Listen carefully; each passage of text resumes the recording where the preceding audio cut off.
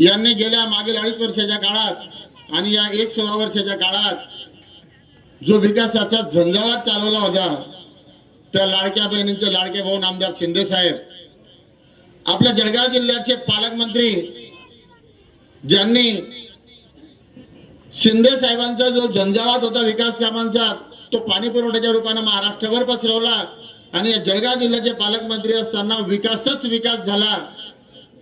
आणि त्यानंतर आपले मार्गदर्शक आमदार चंद्रकांत भाऊ पाटील यांनी जो मुक्ताईनगर मतदारसंघात विकास केला, या सर्व गोष्टींच्या साक्षीने आणि या विकासावर प्रेरित होऊन आज आपल्या वरणगाव शहरासह पंचक्रोशीतील अनेक पक्षांचे, जिल्ह्यावरचे नेते, तालुक्यावरचे नेते, अध्यक्ष, उपाध्यक्ष, कार्याध्यक्ष, त्याचबरोबर या पंचक्रोशीतील ग्रामपंचायतींचे सरपंच, उपसरपंच आणि ग्रामपंचायत सदस्य यांच्यासह इतर पक्षातील अनेक कार्यकर्त्यांचा इथे प्रवेश सोहळा आयोजित केलेला आहे। बहुत ज्या पद्धतीने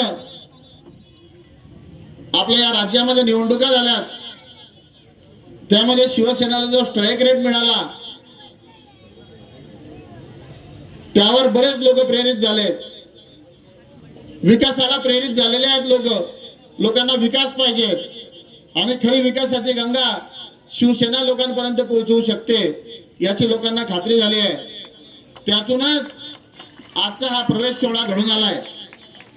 माझ्या माहितीप्रमाणे मी या नदीपात्रात अनेक कार्यक्रम पाहिले भाऊ, पण आपण येता हे समजल्यावर हा जो जनसमुदाय इथे जमा झाला आहे, याने आम्ही सर्व भारावून गेलो। पहिल्यांदाच एवढी गर्दी। राजकीय जीवनामध्ये कामकाज करत असताना सातत्याने 30 वर्षापासून मी राष्ट्रवादी काँग्रेस पक्षामध्ये काम केलं।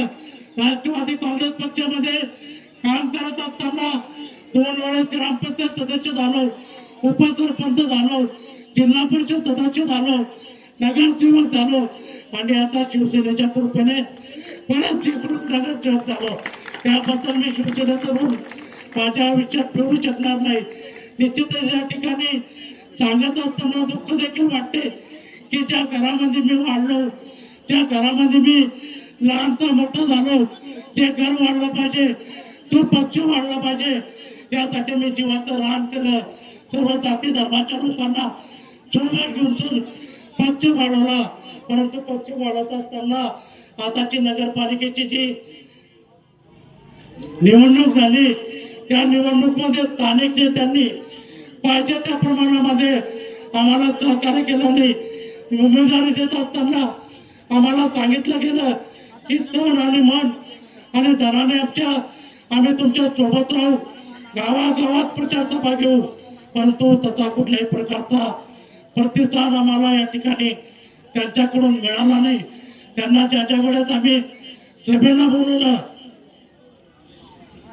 त्यावेळेस या ठिकाणी त्यांनी फक्त 2 सभेला उपस्थित राहिले।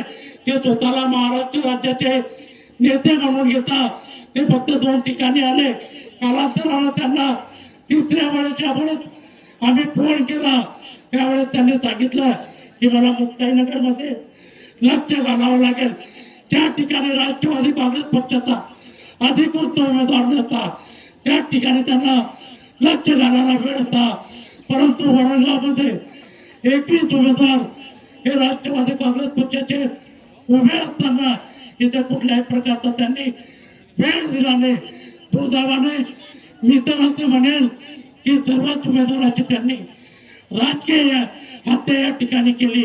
या ठिकाणी बोलत असताना भाऊ दुसरा विषय अजून अभिमानानं सांगेल, तुम्ही ज्या वेळेस भाषणात बोलता त्यावेळेस तुम्ही सांगता की मी टपरी चालक होतो, आनंदाने आणि मोठ्या याच्याने मी देखील तुम्हाला सांगेल की मी देखील भाऊ आपल्यासारखाच एक टपरी चालक होता आणि एका टपरी चालकाच्या प्रवेश सोहळ्याला आपण उपस्थित राहिला, त्याबद्दल निश्चितच मी मनापासून आपला आभार मानतो।